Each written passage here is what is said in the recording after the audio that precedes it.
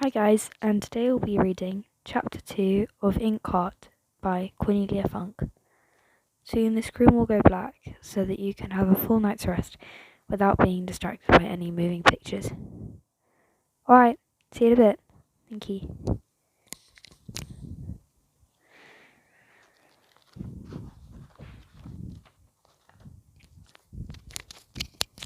Chapter 2 Secrets. It was early dawn when Maggie woke up. Night was fading over the fields as if the rain had washed the darkness out of the hem of its garment. The alarm clock said just before 5, and Maggie was going to turn over and go back to sleep when she suddenly sensed someone else in the room. Startled, she sat up and saw Mo standing by her open wardrobe. "Hello," he said, putting her favourite sweater in a case. "I'm sorry, I know it's very early, but we have to leave. How about cocoa for breakfast?" Still drowsy with sleep, Maggie nodded. Outside the birds were twittering loudly, as if they had been awake for hours. Mo put 2 more pairs of jeans in her case, closed it, and carried it to the door. "Wear something warm," he said. "It's chilly outside." "Where are we going?" asked Maggie, but he had already disappeared. She looked out of the window. Feeling confused, she almost expected to see Dustfinger, but there was only a blackbird in the yard hopping over the house, which were wet after the rain. Maggie put on her jeans and stumbled into the kitchen. Two suitcases, a travelling bag, and Mo's toolbox stood out in the hall. Her father was sitting at the kitchen table making sandwiches for the journey. When she came into the kitchen, he looked up briefly and smiled at her, but Maggie could see he was worried about something. "Mo, we can't go away now," she said. "The holidays don't start for another week." She said, "The school... Well, it won't be the first time I had to go away on a business in your term time." He was right about that. In fact, he went away quite often. Whenever an antique dealer, a book collector, or a library needed a bookbinder, and commissioned Mo to restore a few valuable old books, freeing them of dust and mould or dressing them in new clothes, as he put it. Maggie didn't think the word bookbinder described Mo's work particularly well, and a few years ago she had made him notice to hang on his door workshop saying Mortimer Fulchart, book doctor. And the book doctor never called on his patients without taking his daughter too. They had always done that, and they would always would. Never mind what Maggie's teacher says. How about chickenpox? Have I used that excuse already? Last time. Yes, when we had to go and see that dreary man with the Bibles. Maggie scrutinized her father's face. Mo, is it because of last night we have to leave? For a moment she thought he was going to tell her everything, whatever there was to tell. But then he shook his head. No, of course not, he said, putting the sandwiches he had made in a plastic bag. Your mother has an aunt called Eleanor. We visited her once, when you were very small. She has been wanting me to come to put her books in order for a long time. She lives beside a lake in the north of Italy. I always forgot which lake. But it is a lovely place. A day's drive away. He did not look at her as he spoke. Maggie wanted to ask you, but why do we have to go now? But she didn't. Nor did she ask if he had forgotten that he was meeting someone at midday. She was too afraid of the answers, and she didn't want Mo to lie to her again. Is this aunt as peculiar as the others? Was all she said. Mo had already taken her to visit various relations. Both he and Maggie's mother had large families whose homes, so far as Maggie could see, were scattered all over half of Europe. Yes, she is a bit peculiar, but you'll get on with her all right.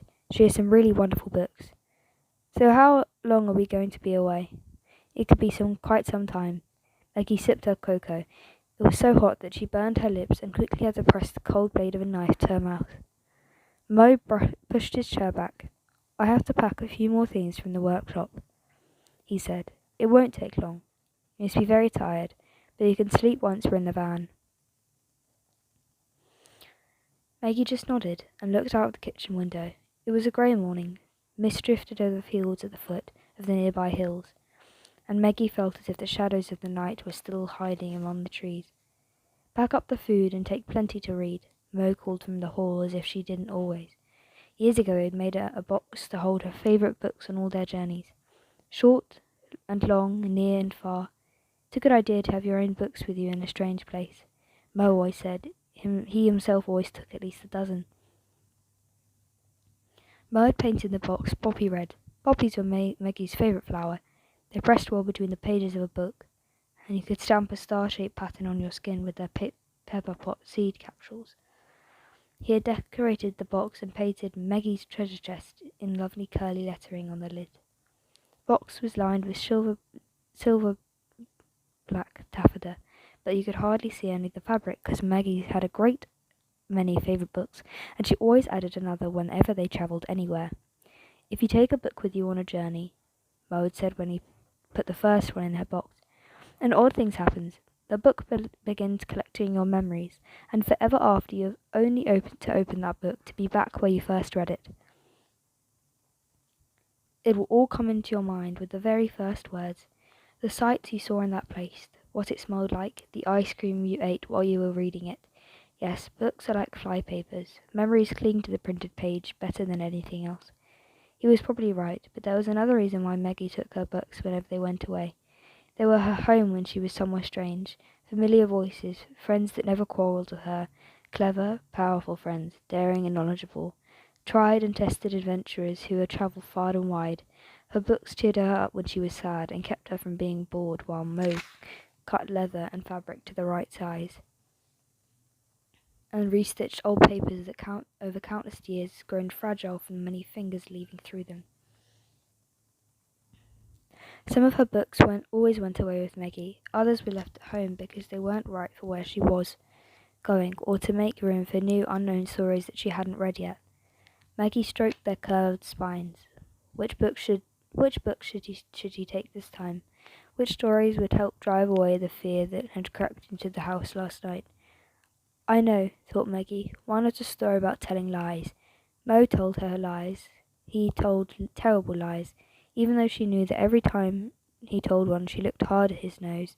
Pinocchio, thought Maggie, not too sinister and too sad, but she wanted something exciting, a story to drive all other thoughts out of her head, even the darkest. The witches. Yes, she'll take the bald-headed witches to turn children into mice, and the Odyssey with the Cyclops and the Enchantress who transformed his warriors into pigs. Her journey could hardly be more dangerous than his, could it? On the left-hand side of the box there were two pictures that Maggie used when she was teaching herself to read. 5 years old she had been, and you could still see where her tiny forefinger had moved over the pages, and right at the bottom, hidden under all the others, were the books Maggie had made herself. She'd spent days sticking them together and cutting the paper. She'd painted picture after picture, and Moa to write what they were underneath them. An angel with a happy face, from Maggie for Mo. She had written her name herself, even though back then she always left the E off the end. Maggie looked at the clumsy lettering and put the little book back in the box. Mo had helped her with the binding, of course. He bound all of her homemade books in brightly patterned paper, and he gave them a stamp for all the others so she can print her name and the head of a unicorn on the title page, sometimes in black ink and sometimes in red, depending on how she felt. But Mo had never read aloud to her from her books. Not once. He had tossed Maggie up in the air and carried her around the house on his shoulders and taught her how to make a bookmark of blackbird's feathers, but he had never read aloud to her. Never once. Not a single word.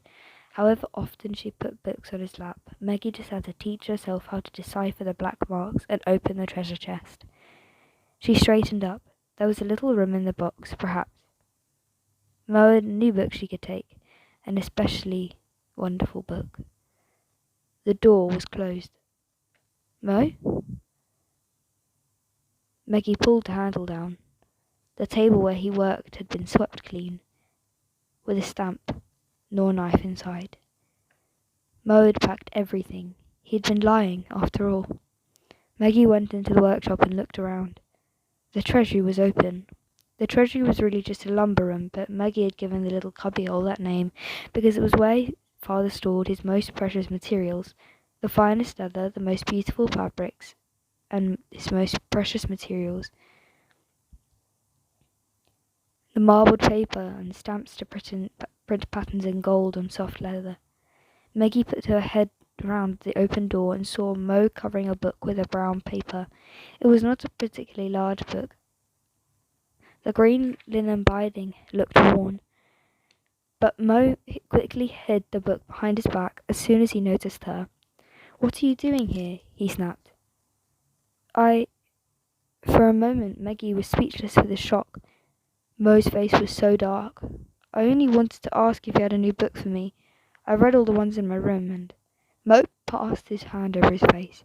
"Yes, of course. I'm sure I can find something," he said, but his eyes were still saying, "Go away, go away, Maggie." And the brown paper crackled behind his back. "I'll be with you in a moment," he said. "I have a few more things to pack, okay?" A little later he brought her 3 books, but the one he had been covering with the brown paper wasn't one of them. An hour later they were taking everything into the yard. Maggie shivered when she stepped out of front doors. It was a chilly morning after the night's rain, and the sun hung in the sky like a pale coin lost by someone high up in the clouds. They had been living in the old farmhouse for just under a year.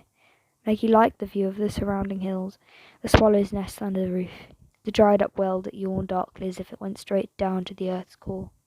The house itself has always been too big and draughty for her liking, with all those empty rooms filled with spiders. But the rent was okay, and Mo had enough space for his books and his workshop. There was a hen house outside and a barn which housed only their camper van, which had been perfect for a couple of cows or a horse. "Cows have to be milked, Maggie," Mo had said when she suggested keeping a couple, very, very early in the morning, every day. "Well, what about a horse?" she'd asked. "Even Pippi Longstocking has a horse, and she doesn't have a stable." She'd have been very happy with a few chickens or a goat, but they had to be fed every day, and she said she and Mo went away too often for that. So Maggie had only the ginger cat, who sometimes came visiting when it couldn't be bothered to compete with the dogs on the farm next door. The grumpy farmer who lived there was their only neighbour. Sometimes his dogs howled so pitifully that Maggie put her hands over her ears. It was 20 minutes by bike to the nearest village where she went to school, and where 2 of her friends lived.